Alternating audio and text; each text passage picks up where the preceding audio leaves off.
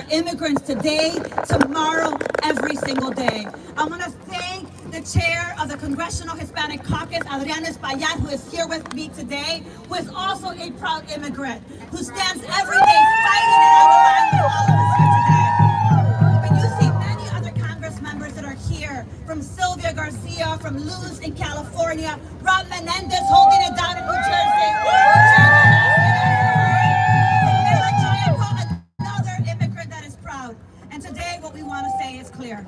We introduce legislation that we shouldn't have to introduce. Because you and I both already know that if you're born in this country, you are a United States citizen. And the 14th Amendment has affirmed that. But in a time as the Supreme Court is hearing oral arguments, hearing if in fact Donald Trump can use executive order to overturn the Constitution, we stand here today and say we have legislation that affirms that if you are born in this country, you are a United States citizen. The legislation also says a second part that's very important. It prohibits funds by this Congress to be authorized to execute and implement his terrible, unconstitutional executive order of taking birthrights from citizens. This is why we are here today, and this is why with organizers, with leaders, with immigrants who unapologetically sometimes stand here because our moms can't be here tonight. Some of our families are afraid and have not left their home since this man became president. But Speaker Pelosi and every single person that is here will stand with courage and stand with them and speak truth to power. So thank you for being here. Thank you for speaking truth to power. And thank you for upholding the Constitution with our bill that says, born in the USA. That is our act.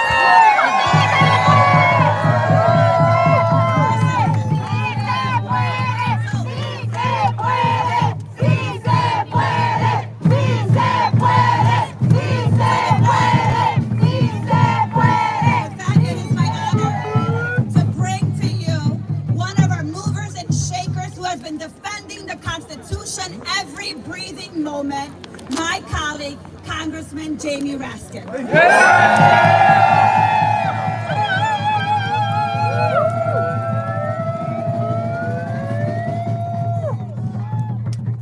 Good afternoon, everybody. I want to start with the basics. An executive order does not trump federal law. An executive order does not trump the Constitution of the United States of America. The Constitution is superior to an executive order. The Constitution trumps Trump. We're winning every day in court, my friends. There have been more than 250 cases filed against the lawlessness and the authoritarianism of the Trump administration. We have 154 temporary restraining orders and preliminary injunctions against this lawlessness. But one of their first executive orders purported to overthrow the very first sentence of the 14th Amendment, which says, all persons born or naturalized in the United States are and subject to the jurisdiction thereof are citizens of the United States and of the state wherein they reside. We've had four district courts that have struck down Donald Trump's executive order.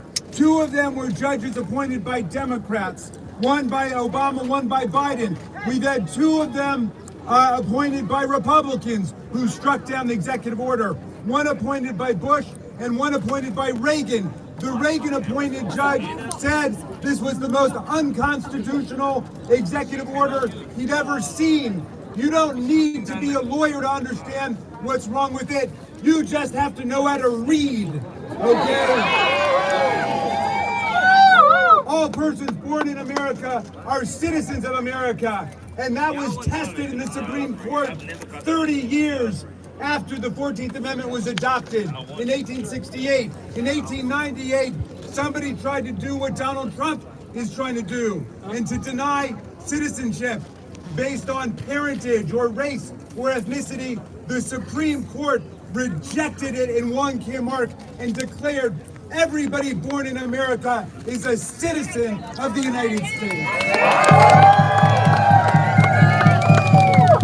And this is not only the Constitution, this is federal law too.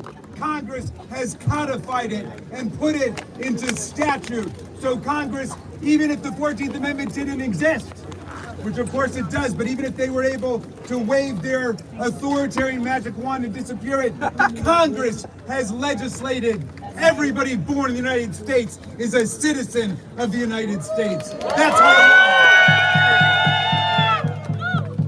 So I'm just asking everybody to hang tough with judicial independence, support the judges and the courts who are standing up for the rule of law every day in America and standing up for the Constitution. I'll close with the words of Tom Paine, who fell in love when he came over to America in 1774. He fell in love with the promise of this country.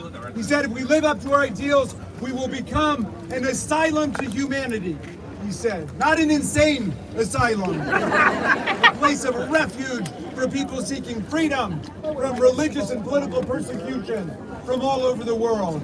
And Paine said, in 1776, he wrote a beautiful pamphlet about the crisis of the country, and he said this: my friend Nancy Pelosi makes me update the language, says Tom Paine was a feminist, he wouldn't care. He said this, he said, these are the times that try men and women's souls. The summer soldier and the sunshine patriot will shrink at this moment from the service of their cause and their country, but everyone that stands with us now will win the love and favor and affection of every man and every woman for all time. Tyranny, like hell, is not easily conquered, but we have this saving consolation. The more difficult the struggle, the more glorious in the end will be our victory. Let's make that victory ours.